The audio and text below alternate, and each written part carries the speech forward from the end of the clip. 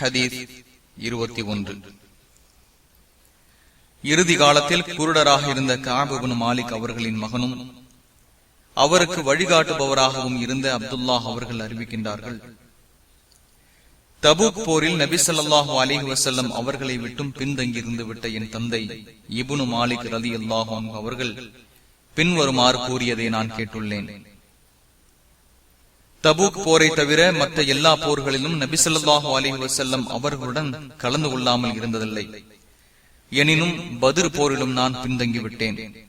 அதை விட்டும் பின்தங்கி இருந்து விட்ட எவரும் குறையாக கருதப்படவில்லை. நபி ஸல்லல்லாஹு அலைஹி வஸல்லம் அவர்களும் முஸ்லிம்களும் குறைஷிகளின் வியாபார கூட்டத்தை நாடியவர்களாக வெளியேறினார்கள். இறுதியில் அவர்களுக்கும் அவர்களின் எதிரிகளுக்கும் இடையே முன் எதிர்பார்ப்பின்றி அல்லாஹ் ஒன்று சேர்த்து விட்டான். இஸ்லாம் குறித்து நாங்கள் உடன்படிக்கை செய்த அகபா இரவில் நபி ஸல்லல்லாஹு அலைஹி வஸல்லம் அவர்களுடன் தான் நான் இருந்தேன். அகபாவை விட பத்ர் மக்களிடையே நினைவு கூர்வதில் அதிகமாக இருந்தாலும் பத்ர் போரில் நான் கலந்து கொள்வது எனக்கு விருப்பமானதாக இருந்ததில்லை. அந்த அளவிற்கு அகபாவில் இருந்ததை நேசித்தேன். தபூக் போரில் நபி ஸல்லல்லாஹு அலைஹி வஸல்லம் அவர்களை விட்டும் நான் பின்தங்கிய பொழுது மேலும் சில செய்திகள் உள்ளன. அவை: இந்த போரில் அவர்களை விட்டும் நான் பின்தங்கிய பொழுது என்னிடம் இருந்த வசதியான சக்தியான நிலையை இதற்கு முன் நான் கண்டதில்லை. அல்லாஹ்வின் மீது சத்தியமாக இதற்கு முன் 2 வாகனங்களை நான் பெற்றதில்லை. ஆனால் சூழல் இந்த போரில் 2 பெற்றிருந்தேன். இந்த போர் ஏற்பட்டிருந்தும் இது அல்லாத போரை பற்றி எண்ணியவர்களாகவே நபி ஸல்லல்லாஹு அலைஹி வஸல்லம் அவர்கள் நடந்து கொள்வார்கள். இந்த போரை பற்றி கருத்தில் கொள்ள மாட்டார்கள். கோடை காலத்தில் நபி ஸல்லல்லாஹு அலைஹி வஸல்லம் அவர்கள் இந்த போரில் ஈடுபட்டார்கள். தண்ணீர் குறைவானதாகவும் நீண்ட பயணமாகவும் உள்ள பயணத்தை மேற்கொண்டார்கள். அதிக அளவிலான எதிரிகளை எதிர்கொண்டார்கள். தங்கள் போர் பயணத்திற்கு அவர்கள் தயாராகிட வேண்டி அவர்களுக்குரிய காரியத்தை முஸ்லிம்களிடம் நபி ஸல்லல்லாஹு அலைஹி வஸல்லம் அவர்கள் விளக்கினார்கள். போருக்கு நாடி செல்லும் அவர்கள் திசையை பற்றியும் அவர்களிடம் தெரிவித்தார்கள். முஸ்லிம்கள் நபி ஸல்லல்லாஹு அலைஹி வஸல்லம் அவர்களுடன் அதிகம் பேர் இருந்தனர்.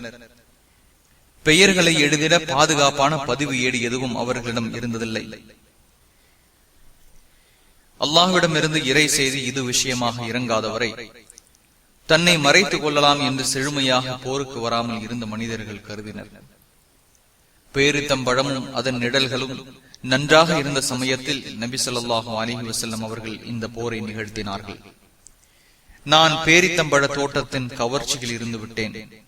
நபி ஸல்லல்லாஹு அலைஹி வஸல்லம் அவர்களும் அவர்களுடன் முஸ்லிம்களும் தயாராகிக் கொண்டிருந்தனர். நான் காலையில் அவர்களுடன் புறப்பட தயாராக வேண்டும் என எண்ணி செல்வேன். மாலையில் மீண்டும் வருவேன். ஆனால் எதையும் நிறைவேற்ற மாட்டேன். நான் விரும்பினால் உடனே இதற்கு புறப்பட நான் சக்தி பெற்றவன் தான் என எனக்குள் கூறிக்கொள்வேன். எனக்கு புறப்பட தாமதமாகிவிட்டது. இறுதியில் மக்கள் தயாராகிவிட்டார்கள். நபி ஸல்லல்லாஹு அலைஹி வஸல்லம் அவர்களும் அவர்களுடன் முஸ்லிம்களும் காலையில் புறப்பட்டு சென்றனர். என் தயாரிப்புக்கு எதையும் நான் செய்யவில்லை. பின்பு காலையில் எழுந்து போவேன், மாலையில் திரும்புவேன். எதையும் தயார் செய்திட மாட்டேன். எனக்கு தாமதமான நிலை ஏற்பட்டது. மக்களும் விரைந்து சென்று விட்டனர். எனது போர் பயணம் ரத்தாகிவிட்டது. நான் கிளம்பி அவர்களை அடைந்து கொள்ளலாம் என எண்ணினேன். நான் புறப்பட்டிருக்க வேண்டும். ஆனால் எனக்கு அது விதிக்கப்படவில்லை. நபி ஸல்லல்லாஹு அலைஹி வஸல்லம் அவர்கள் போருக்கு சென்ற பின் மக்களிடையே நான் சென்ற பொழுது என்னை கவலைக்குள்ளாக்கும் நிலையை உணர்ந்தேன். நயவஞ்சகர் என அடையாளம் காட்டப்பட்டவர் அல்லது பலவீனர்கள் என அல்லாஹ் ஒதுக்கியவர்களில் உள்ளவர் ஆகியோரை தவிர என்னை போன்ற எவரையும் நான் கண்டதில்லை. தபூக்கை சென்றடையும் வரை நபி ஸல்லல்லாஹு அலைஹி வஸல்லம் அவர்கள் என்னை பற்றி பேசவில்லை. தபூக்கில் மக்களிடையே உட்கார்ந்திருந்த பொழுது கஅப் இப்னு மாலிக் என்ன செய்கிறார் என்று கேட்டார்கள். அப்பொழுது பனு சலாமா கூட்டத்தை சேர்ந்த ஒருவர், இறை தூதர் அவர்களே, பணத்திமிர் அவரை தடுத்து விட்டது என்று கூறினார். அப்பொழுது முஆத் இப்னு ஜபல் ரலியல்லாஹு அன்ஹு அவர்கள், நீர் கூறுவது சரியல்ல. அல்லாஹ்வின் மீது சத்தியமாக இறை தூதர் அவர்களே, அவரிடம் நல்லதை தவிர நாம் அறிந்ததில்லை என்று கூறினார். நபி ஸல்லல்லாஹு அலைஹி வஸல்லம் அவர்கள் மௌனமாக இருந்தார்கள். அப்பொழுது காணல் நீர் போன்ற வெள்ளை ஆடை அணிந்த நபர் ஒருவர் தூரத்தில் தெரிந்தார். அது அபு கைசமாவாக இருக்கும் என்று நபி ஸல்லல்லாஹு அலைஹி வஸல்லம் அவர்கள் கூறினார்கள்.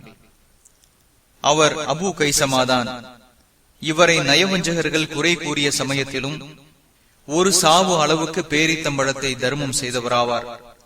நபி ஸல்லல்லாஹு அலைஹி வஸல்லம் அவர்கள் தபூக்கிலிருந்து திரும்பி வர தயாராகி கொண்டிருக்கிறார்கள் என்ற செய்தி எனக்கு கிடைத்த பொழுது எனக்கு கவலை ஏற்பட்டது. பொய் கற்பனை செய்து நான் கூறிடவும், நாளை அவர்களின் கோபத்திலிருந்து எப்படி வெளியேறுவது எனவும், இதிலிருந்து என்னை எப்படி காப்பாற்றிக் கொள்வேன் எனவும் எண்ணி என் குடும்பத்தில் உள்ள நன்கு சிந்திக்கிறவர்களை தேடி பேசினேன்.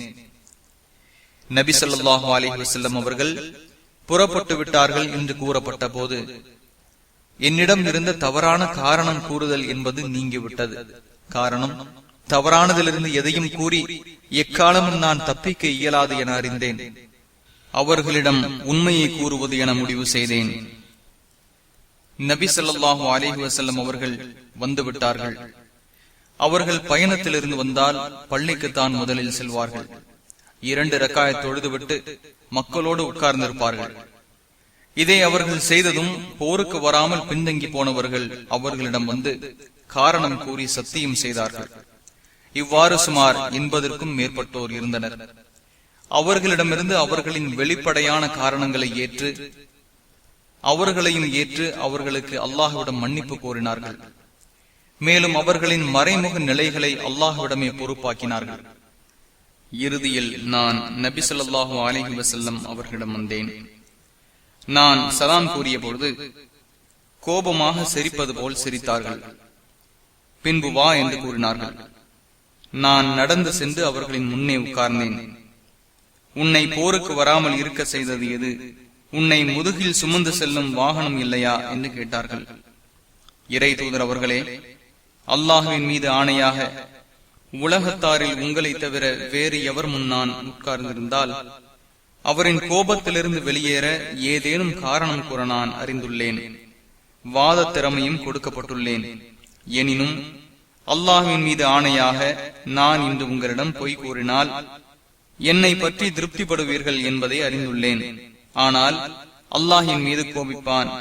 நான் உங்களிடம் உண்மையை கூறினால் என் மீது கோபம் கொள்வீர்கள். இது விஷயமாக நான் அல்லாஹ்வின் முடிவை எதிர்பார்க்கின்றேன். அல்லாஹ்வின் மீது சத்தியமாக எனக்கு எவ்வித சங்கடமும் இல்லை.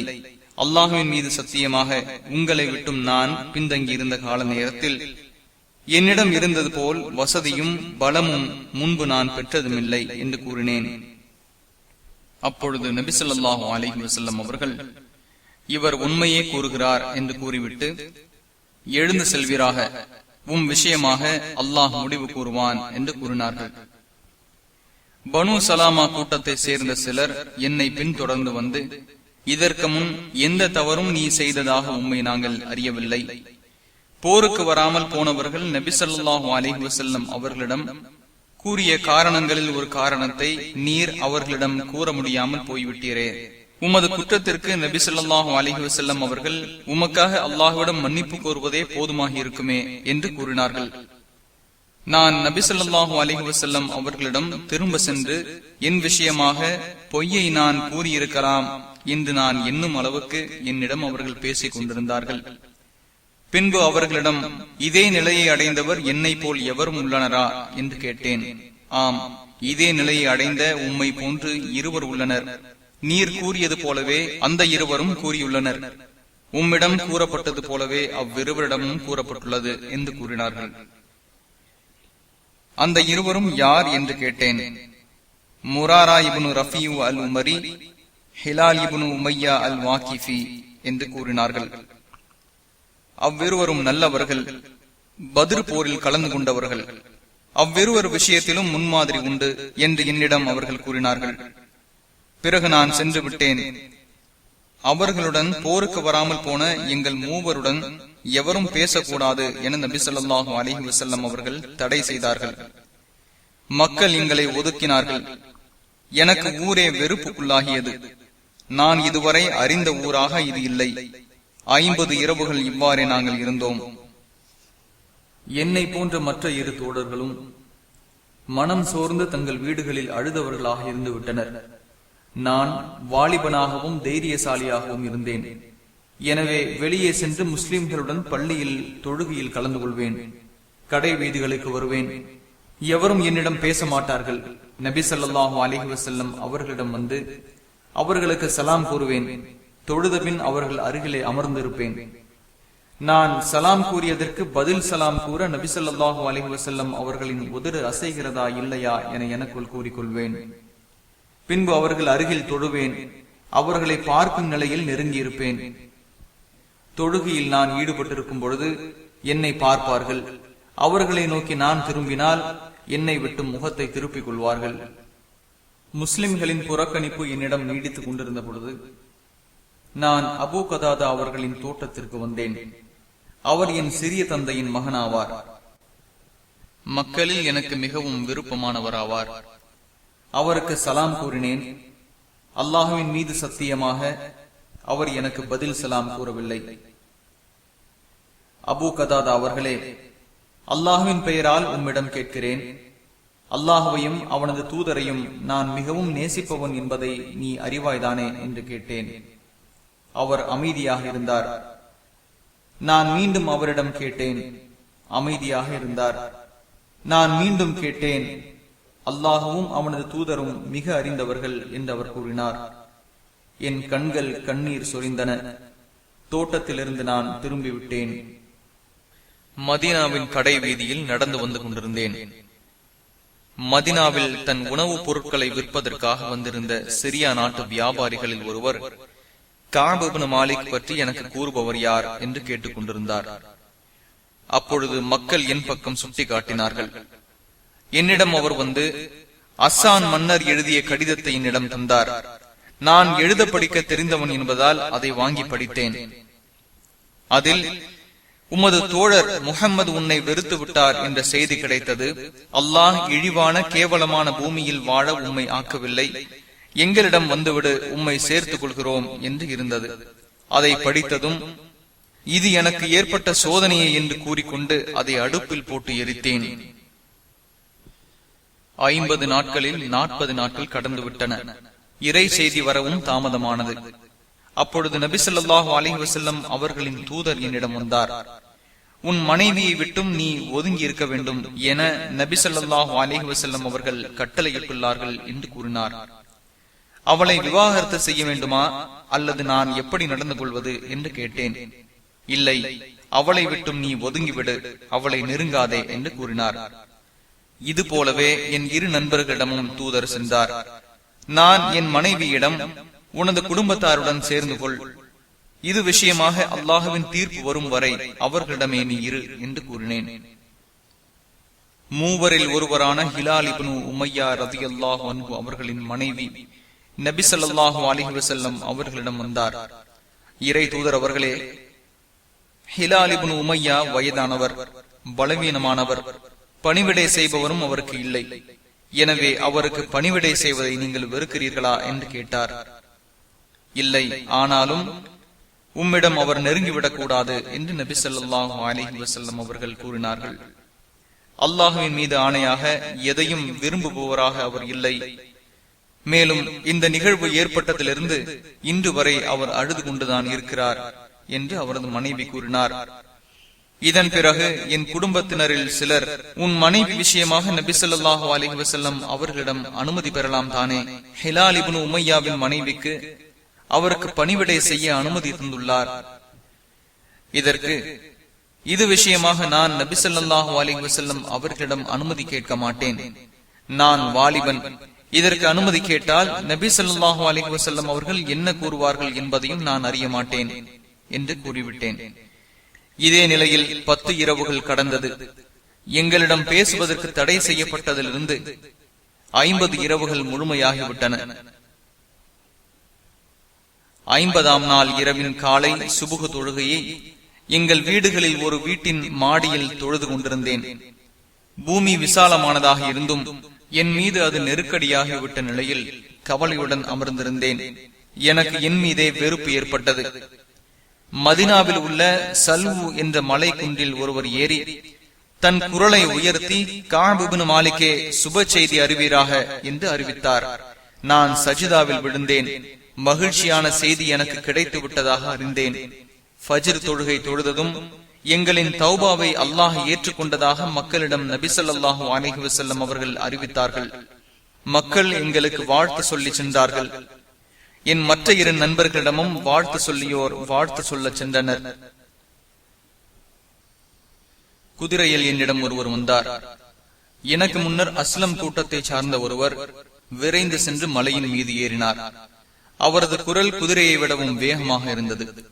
எனக்கு வாழ்த்து கூறியவர் என்னிடம் வந்தபோது அவரிடம் என் 2 ஆடைகளையும் கொடுத்து அவர் வாழ்த்து கூறியதற்காக அந்த 2ஐயும் அணிய செய்தேன். அல்லாஹ்வின் மீது சத்தியமாக அன்றைய நாளில் அவ்விரண்டு ஆடைகளை தவிர வேறு ஆடை எனக்கு சொந்தமாக இல்லை. பிறகு 2 ஆடைகளை நான் விலைக்கு வாங்கி அதை அணிந்து கொண்டேன். நபி ஸல்லல்லாஹு அலைஹி வஸல்லம் அவர்களை சந்திக்க நான் புறப்பட்டேன். மக்கள் கூட்டம் கூட்டமாக வந்து மன்னிப்பு பெற்றது காரணமாக எனக்கு வாழ்த்து கூறியவர்களாக என்னிடம் அல்லாஹ்வின் மன்னிப்பு உனக்கு கிடைத்து விட்டது என்று கூறினார்கள். நான் பள்ளிக்கு வந்தேன். அப்பொழுது நபி ஸல்லல்லாஹு அலைஹி வஸல்லம் அவர்கள் உட்கார்ந்திருந்தார்கள். அவர்களை சுற்றி மக்கள் இருந்தனர். அப்பொழுது தல்ஹா இப்னு உபைதுல்லா எழுந்து விரைந்து வந்து எனக்கு கை கொடுத்து வாழ்த்து தெரிவித்தார். அல்லாஹ்வின் மீது சத்தியமாக முஹாஜிர்கள், அதாவது மக்காவாசிகளில் அவரை தவிர எவரும் எழவில்லை. தல்ஹாவை நான் எப்பொழுதும் மறக்க மாட்டேன். நபி ஸல்லல்லாஹு அலைஹி வஸல்லம் அவர்களின் முகம் மகிழ்ச்சியால் பிரகாசமாக இருந்த நிலையில் அவர்களுக்கு நான் சலாம் கூறினேன். உன் தாய் பெற்றெடுத்த நாளிலிருந்து சென்று விட்ட நாளில் இன்று சிறந்த வாழ்த்தை பெறுவீராக என்று கூறினார்கள். இறை தூதர் அவர்களே, அந்த வாழ்த்து உங்களிடமிருந்தா அல்லது அல்லாஹ்விடமிருந்தா என்று கேட்டேன். இது அல்லாஹ்விடமிருந்துதான் என்று நபி ஸல்லல்லாஹு அலைஹி வஸல்லம் அவர்கள் கூறினார்கள். நபி ஸல்லல்லாஹு அலைஹி வஸல்லம் அவர்கள் மகிழ்ச்சியாக இருந்தால் அவர்களின் முகம் நிலவின் ஒரு பகுதி போன்று பிரகாசமாக இருக்கும். இதை நாங்கள் அறிவோம். அவர்கள் முன்னே நான் உட்கார்ந்து, இறை தூதர் அவர்களே, எனக்கு பாவ மன்னிப்பு கிடைத்தது காரணமாக என் சொத்து முழுவதையும் அல்லாஹுக்காகவும் அவனது தூதருக்காகவும் தர்மமாக வழங்கிவிட்டு அதிலிருந்து நீங்கிட விரும்புகின்றேன் என்று கூறினேன். அதற்கு நபி அவர்கள், உன் சொத்தில் சிலவற்றை உனக்கு வைத்துக்கொள், அதுவே உனக்கு சிறந்தது என்று கூறினார்கள். கைபரில் உள்ள எனது தோட்டத்தை நான் வைத்துக் கொள்கிறேன், மற்றதை தர்மம் செய்கிறேன் என்று கூறினேன். மேலும், இறை தூதர் அவர்களே, உண்மை பேசிய காரணமாக அல்லாஹ் என்னை காப்பாற்றி விட்டான். இனிவரும் காலத்தில் உண்மையை தவிர வேறு எதுவும் பேச மாட்டேன் என்பதும் என் தௌபாவில் உள்ளதாகும் என்று கூறினேன். அல்லாஹ்வின் மீது சத்தியமாக இவ்வாறு நான் நபி ஸல்லல்லாஹு அலைஹி வஸல்லம் அவர்களிடம் கூறிய காலத்திலிருந்து உண்மை பேசியதின் காரணமாக அல்லாஹ் எனக்கு வழங்கிய அருளை விட மிக அழகிய ஒன்றை முஸ்லிம்களில் எவருக்கும் அல்லாஹ் வழங்கியதாக நான் அறியவில்லை. அல்லாஹ்வின் மீது சத்தியமாக நபி ஸல்லல்லாஹு அலைஹி வஸல்லம் அவர்களிடம் இதை கூறிய நாளிலிருந்து இந்த நாள் வரை நான் பொய் கூற முயற்சித்ததில்லை. எஞ்சி இருக்கும் நாளிலும் அல்லாஹ் என்னை பாதுகாக்க வேண்டும் என்றே விரும்புகின்றேன். எங்கள் விஷயமாக கீழ்காணும் வசனங்களை அல்லாஹ் இறக்கினான். போருக்கு வராது பின்தங்கிவிட்ட மூவரையும் அல்லாஹ் மன்னித்து விட்டான். பூமி விசாலமாக இருந்தும் அவர்களுக்கு பூமி நெருக்கடியாக இருந்தது. அவர்களுக்கு தங்கள் மீதே வெறுப்பு ஏற்பட்டது. அல்லாஹ்விடமிருந்து தப்பிக்கும் இடம் அவனையன்றி எவரிடமும் இல்லை என்பதை உணர்ந்தார்கள். பின்பு அவர்கள் பாவ மன்னிப்பு கோரியதால் அவர்களை மன்னித்து விட்டான். நிச்சயமாக அல்லாஹ் பாவ மன்னிப்பை ஏற்பவன், நிகரில்லா அருளாளனாவான். 9வது அத்தியாயம் 118வது வசனம். மற்றொரு இடத்தில், இறை விசுவாசிகளே, அல்லாஹுவை அஞ்சிக் கொள்ளுங்கள், மேலும் உண்மையாளர்களுடன் இருந்து கொள்ளுங்கள். 9வது அத்தியாயம் 119வது வசனம். அல்லாஹுவின் மீது சத்தியமாக இஸ்லாத்தின் பால் எனக்கு அல்லாஹ் வழிகாட்டிய பின் அவன் எனக்கு அளித்த அருட்கொடைகளில் எனக்கு பெரும் அருட்கொடையாக இருந்தது நபி ஸல்லல்லாஹு அலைஹி வஸல்லம் அவர்களிடம் உண்மையை பேசியதுதான். பொய் பேசியிருந்தால் பொய் பேசியவர்கள் அழிந்தது போல் நானும் அழிந்திருப்பேன். இறை செய்தி இறங்கிய காலத்தில் பொய் கூறியவர்களை அல்லாஹ் எவரையும் கண்டிக்காத அளவுக்கு கண்டித்தான். அல்லாஹ் கூறுகின்றான், போரிலிருந்து அவர்களிடம் நீங்கள் திரும்பிவிட்டால் அவர்களை மன்னித்து விட வேண்டும் என்பதற்காக உங்களிடம் அவர்கள் அல்லாஹ்வின் பெயரால் சத்தியம் செய்வார்கள். எனவே அவர்களை விட்டுவிடுங்கள். நிச்சயமாக அவர்கள் அசுத்தமானவர்கள். அவர்களின் ஒதுங்குமிடம் நரகம்தான். அதுவே அவர்கள் சம்பாதித்தவைக்கு கூலியாக உள்ளது. 9வது அத்தியாயம் 96வது வசனம். போருக்கு வராமல் இருந்து நபி ஸல்லல்லாஹு அலைஹி வஸல்லம் அவர்களிடம் சத்தியம் செய்து உடன்படிக்கை செய்து மன்னிப்பும் கேட்ட அவர்களை ஏற்றுக்கொண்டவர்களின் காரியத்தை விட நாங்கள் மூவரும் பிற்படுத்தப்பட்டே இருந்தோம். எங்கள் விஷயத்தில் நபி ஸல்லல்லாஹு அலைஹி வஸல்லம் அவர்கள் அல்லாஹ் தீர்ப்பு கூறுவான் என எதிர்பார்த்திருந்தார்கள். பிந்திவிட்ட மூவர் என்று அல்லாஹ் கூறுகின்றான். பிந்திவிட்ட மூவர் என்று அல்லாஹ் கூறுகின்றான். போருக்கு வராமல் பிந்திவிட்ட காரணத்தால் பிந்திவிட்டவர்கள் என்று அவன் கூறவில்லை. போருக்கு வராமல் இருந்து சத்தியம் செய்து காரணம் கூறி அதை நபி ஸல்லல்லாஹு அலைஹி வஸல்லம் அவர்கள் ஏற்றுக்கொண்ட நபர்களை விட எங்களை நபி ஸல்லல்லாஹு அலைஹி வஸல்லம் அவர்கள் அல்லாஹ்வின் செய்தியை எதிர்பார்த்து எங்களை பிற்படுத்தியதால் பிந்திவிட்ட மூவர் என்று கூறுகின்றான். இந்த ஹதீஸ் இடம்பெற்ற நூல் புகாரி 4418, முஸ்லிம் 2769.